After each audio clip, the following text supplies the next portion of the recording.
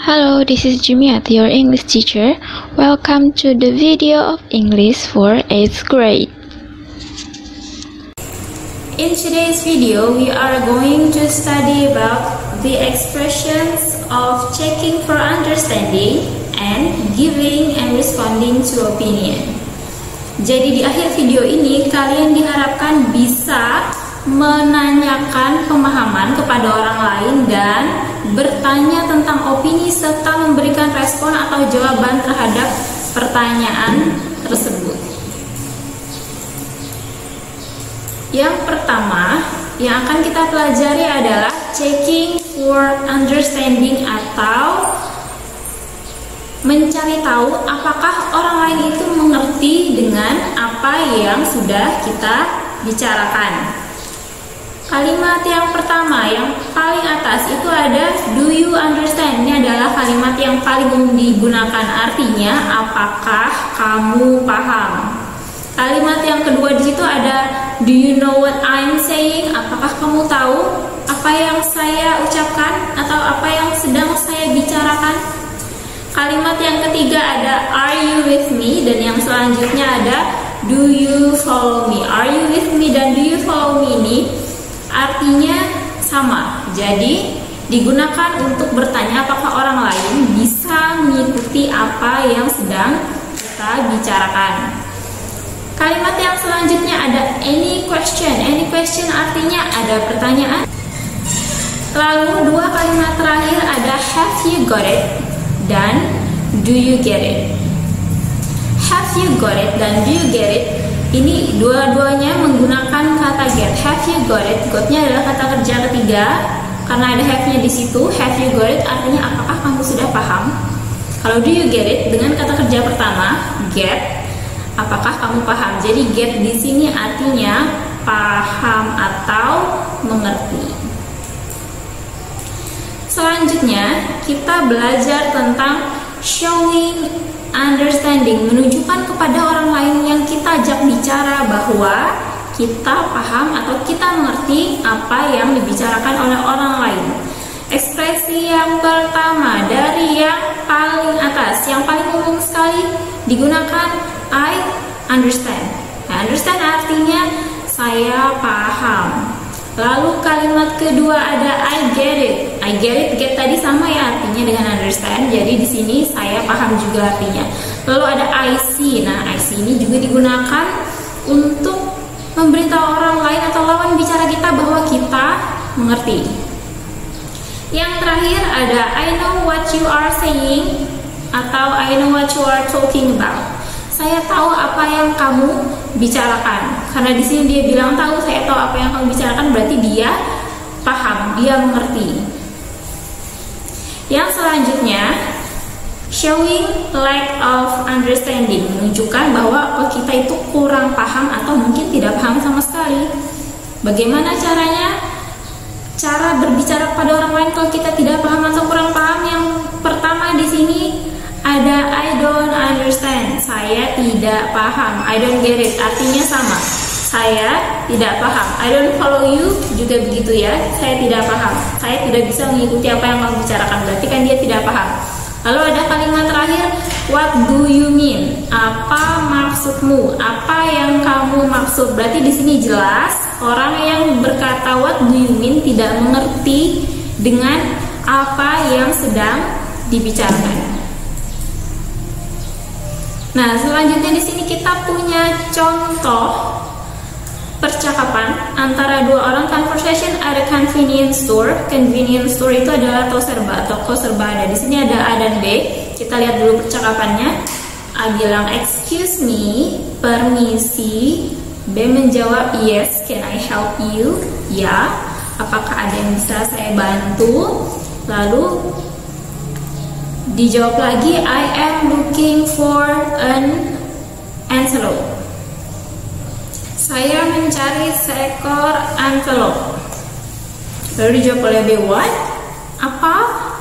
Nah, apa di sini kata what saja, ya berarti apa?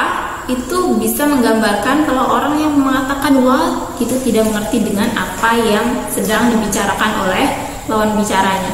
Lalu jawabannya adalah an antelope, seekor antelope. Maka jawabnya lagi, I'm sorry, I don't think I understand. Sepertinya saya tidak paham. Maka jawabnya, it's a thing. Itu adalah benda. Jadi yang dibicarakan oleh, yang dicari di sini adalah benda. Paper, kertas.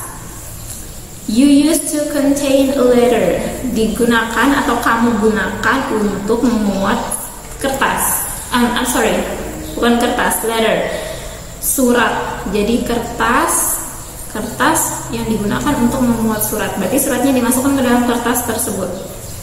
Maka Abah menjawab, oh I see an envelope. Oh, saya tahu. Sebuah amplop. Maka Ang jawab lagi, yes, an envelope. Oh ya, sebuah amplop. Nah, di sini misunderstanding atau kesalahpahamannya adalah si A ini mencari amplop tapi dia bilangnya envelope. Karena envelope dan envelope itu mengucapkan dalam bahasa Inggrisnya agak mirip-mirip gitu ya. Jadi di sini ini adalah conversation atau percakapan yang menggambarkan ketidakpahaman. Ekspresinya yang mana tadi yang menggambarkan kalau lawan bicara yang tidak mengerti itu adalah what? What? Apa? Lalu diperjelas lagi, I'm sorry, I don't think I understand. Sepertinya saya tidak paham. Oke. Selanjutnya, nah, asking for and giving opinions, meminta dan memberikan opini atau pendapat. Oke, jadi gambar ini adalah pola yang sering sekali kita lihat di buku-buku latihan, di mana kita sering disuruh untuk lihatlah gambar berikut. Apa pendapatmu tentang gambar tersebut? What do you think about it? Atau what do you think about the picture? Nah, what do you think about adalah ekspresi atau kalimat yang digunakan untuk menanyakan opini atau pendapat. Nah, kira-kira kalimat apa lagi yang bisa digunakan untuk menanyakan opini atau pendapat? Kita lihat dari yang paling atas itu sudah tadi ya. What do you think? Apa pendapatmu? Yang selanjutnya, what is your opinion? Apa opini atau pendapatmu? Jadi kurang lebih saja. What do you think? Apa yang kamu pikirkan? Nah, pikirkan di situ kan berarti pendapat juga. What is your opinion? Opini kan sudah jelas pendapat. Lalu ada do you have any idea? Idea di sini juga digunakan untuk menanyakan pendapat. Do you have any idea? Apakah kamu tahu? Itu bisa diartikan seperti itu. Lalu what do you feel about? Feel di sini juga untuk bertanya pendapat. Lalu ada what is your view? View di sini pandangan. Berarti kan bertanya pendapat juga. Apa pandanganmu? Nah, kalimat-kalimat yang sudah ada itu bisa disambung dengan apa yang kalian bicarakan. Misalnya, apa pendapatmu tentang guru kita? Guru kita bahasa Inggrisnya adalah our teacher. Berarti kita ambil salah satu ekspresi atau ungkapan. Kalau mau pakai yang paling atas, yang paling umum, you can say, what do you think about our teacher? Atau kalimat yang kedua, what is your opinion about our teacher? Jadi bisa disambung ya kalimatnya. Lalu bagaimana cara merespon ungkapan-ungkapan yang sudah kita pelajari tadi? Kita ingin memberikan opini atau pendapat, maka kita bisa bilang I think, saya pikir. Lalu yang kedua ada in my opinion, menurut pendapat saya. Lalu ada I must say, saya harus berkata. I must say di sini juga digunakan untuk mengungkapkan pendapat. I would like to say. Would like artinya ingin. Saya ingin berkata. I would like to say, I must say. Lalu yang terakhir ada I believe. I believe artinya saya yakin atau saya percaya. Berarti ini jelas juga berbicara tentang opini atau pendapat. Nah, itu tadi kalau kita punya pendapat. Bagaimana kalau kita tidak punya pendapat atau kita tidak mau mengungkapkan pendapat kita? Maka kita bisa menggunakan kalimat-kalimat berikut. It's not my business. It's none of my business. Dua kalimat ini artinya sama, itu bukan urusan saya. Tapi cara pengucapan dalam bahasa Inggris ini bisa dalam dua cara seperti itu. It's not my business, it's none of my business. Lalu yang ketiga ada I'm sorry, I have no idea. Maaf, saya tidak tahu. Lalu selanjutnya ada no comment. No comment berarti tidak ada pendapat. Dan I don't know what to say, saya tidak tahu harus berkata apa. Berarti dia tidak punya opini. Nah, sekarang kita akan lihat contoh bagaimana cara menanyakan opini atau pendapat kepada orang lain. Di sini sudah ada percakapan antara A dan B. A bilang, hey, do you know the new student? Hey, kamu tahu atau kamu kenal siswa baru? Maka jawaban B adalah Denny, right? Jadi Denny adalah namanya. Denny kan? Jawaban A, yes, what do you think about him? Iya, apa pendapat kamu tentang dia? B menjawab, I think he's a nice kid. Menurut saya, atau saya pikir dia adalah anak yang baik. What do you think? Menurut kamu? Maka A menjawab, no idea. Tidak tahu. I haven't met him. Saya belum bertemu dengannya. Oke, di sini ada contoh lagi. Contoh yang kedua tentang menanyakan opini. Di sini ada percakapan antara Jane dan Mary. Jane bilang, "My, did you break that cup?" My di sini bisa seperti astaga. Jadi astaga, apakah kamu memecahkan cangkir itu? Maka Mary menjawab, yes, and this is not my cup. Dan ini bukan cangkir saya. Maka Jane bilang, whose cup is that? Cangkir siapa itu? Lalu Mary menjawab, it's Lola's. It's Lola's berarti itu punya Lola. Do you think she'll be angry with me? Menurut kamu dia akan marah pada saya? Maka Jane menjawab, she's a very nice girl. Dia adalah gadis yang sangat baik. I believe she'll understand.